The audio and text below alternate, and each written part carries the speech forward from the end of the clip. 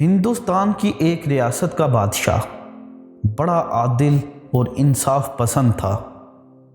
اس کی موت کے بعد اس کا بیٹا تخت پر بیٹھا۔ وہ بھی اپنے باپ کی طرح عدل و انصاف سے کام لیتا تھا اور لوگوں کی بلائی چاہتا تھا، لیکن اس کی ریاست کے ایک شخص نے اس کے خلاف بغاوت کر دی اور اپنے حامیوں کی مدد سے حکومت پر قبضہ کرنے کی فکر میں لگ گیا۔ عادل بادشاہ نے جب یہ دیکھا کہ فتنہ و فساد اور خون خرابہ ہوگا تو اس نے حکومت سے کنارہ کشی اختیار کرنے کا فیصلہ کیا۔ تخت و تاج چھوڑتے وقت اس نے وہ لباس پہن لیا جس میں قیمتی ہیرے و جواہرات پوشیدہ تھے۔ یہ لباس پہن کر ایک جانب چل نکلا۔ اس کے پاس کچھ کھانے کو نہ تھا اور نہ ہی روپیہ پیسہ۔ وہ پیدل چلتا ہوا صحرا میں پہنچا۔ وہ رات بھر چلتا رہا، یہاں تک کہ دوسری صبح ایک نہر کے کنارے درخت کے سائے میں جا کر بیٹھ گیا۔ کچھ دیر بعد ایک آدمی اپنی پشت پر کچھ اٹھائے ہوئے آتا دکھائی دیا۔ بادشاہ سوچنے لگا، یقیناً یہ بھی کوئی مسافر ہے اور ہم دونوں ایک ساتھ سفر جاری رکھ سکتے ہیں۔ یقیناً اس کے پاس کچھ کھانے کو بھی مل جائے گا۔ جیسے ہی وہ مسافر نہر کے کنارے آیا اور درخت کے نیچے بیٹھ گیا، اس نے اپنا دسترخوان کھولا اور کھانا کھانے لگا۔ اس مسافر نے تکلفاً بھی بادشاہ سے یہ نہیں کہا کہ آؤ کھانا کھا لو۔ بادشاہ کی غیرت نے بھی یہ گوارا نہیں کیا کہ اسے بتائے کہ میں بھوکا ہوں۔ اس کے بعد یہ دونوں ایک ساتھ اپنا سفر طے کرنے لگے، یہاں تک کہ پھر کھانے کا وقت آ گیا۔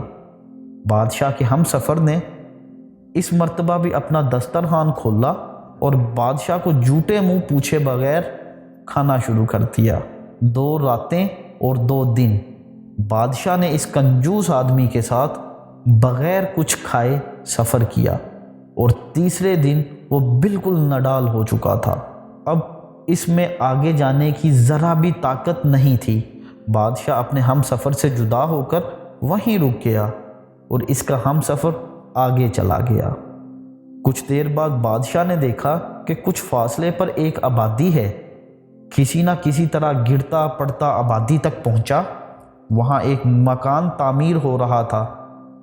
بادشاہ نے مستری سے کہا، کیا مجھے یہاں کام مل سکتا ہے اور مجھے اس کام کی اجرت ملے گی؟ مستری نے کہا، کیوں نہیں؟ پھر اس نے اس بات کا تقاضا کیا، مجھے پیشگی اجرت چاہیے۔ مستری نے یہ شرط بھی مان لی۔ بادشاہ نے اجرت لی اور اس سے کھانا خرید کر کھایا اور پھر کام میں مشغول ہو گیا۔ مزدوروں کے استاد نے جب اسے کام کرتے دیکھا تو سمجھ گیا کہ یہ کوئی عام آدمی نہیں ہے۔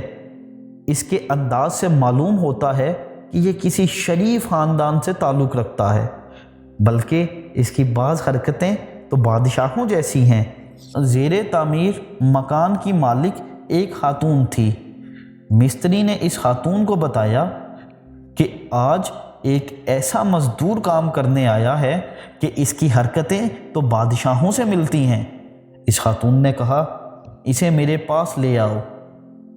رات کے وقت کام ختم ہونے کے بعد جب اسے خاتون کے سامنے لایا گیا تو خاتون نے پہلی ہی نظر میں اس کی بزرگی اور عظمت کو سمجھ لیا اور اس کو اپنا مہمان بنا لیا اور ساتھ ہی شادی کی پیشکش بھی کی۔ بادشاہ خداوند عالم سے کوئی جگہ چاہتا تھا کیونکہ اس کے پاس رہنے کے لیے ٹھکانہ نہیں تھا۔ اس نے شادی کی پیشکش قبول کی اور یہ خاتون اس کے تمام اخراجات برداشت کرنے لگی۔ اسی طرح 3 سال گزر گئے اور اس عرصے میں بادشاہ نے کسی پر یہ ظاہر نہیں ہونے دیا کہ وہ کون ہے۔ 3 سال کے بعد اس نے دیکھا کہ اس کی ریاست کا ایک آدمی کسی معاملے کی تلاش اور تفتیش میں مصروف ہے۔ بادشاہ نے اس سے پوچھا، ہندوستان کا کیا حال ہے؟ اس نے کہا، ہمارا ایک عادل بادشاہ تھا۔ ایک شخص نے اس کے خلاف بغاوت کی اور حکومت پر قابض ہو گیا، اور اس طرح وہ 3 سال تک ہم پر مسلط رہا اور اس نے طرح طرح کے ظلم ہم پر کیے۔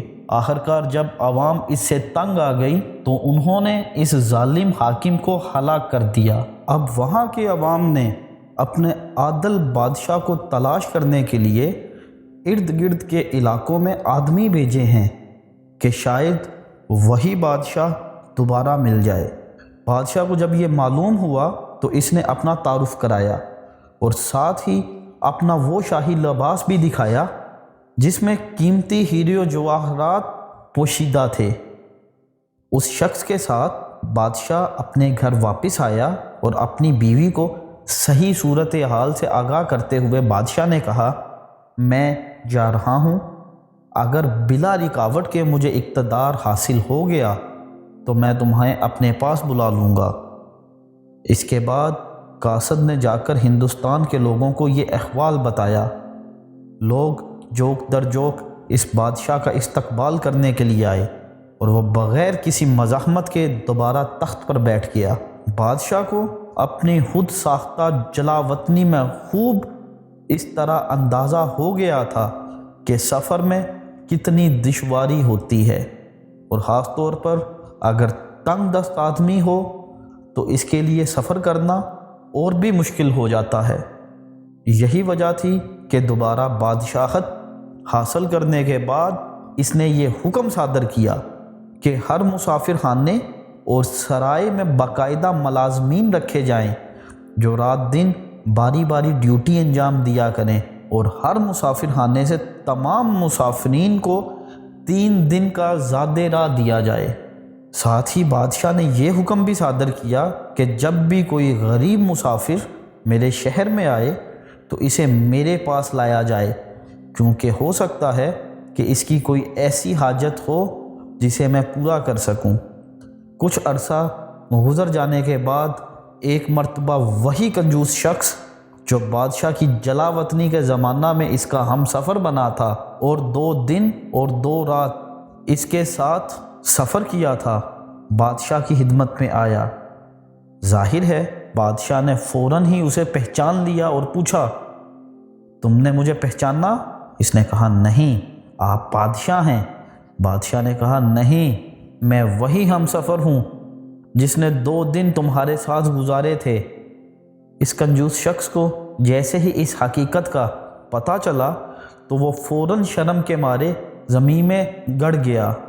بادشاہ نے کہا، نہیں نہیں، تمہیں کڑنے اور شرمندہ ہونے کی ضرورت نہیں، تم مجھ سے نیکی کے علاوہ اور کچھ نہیں پاؤ گے۔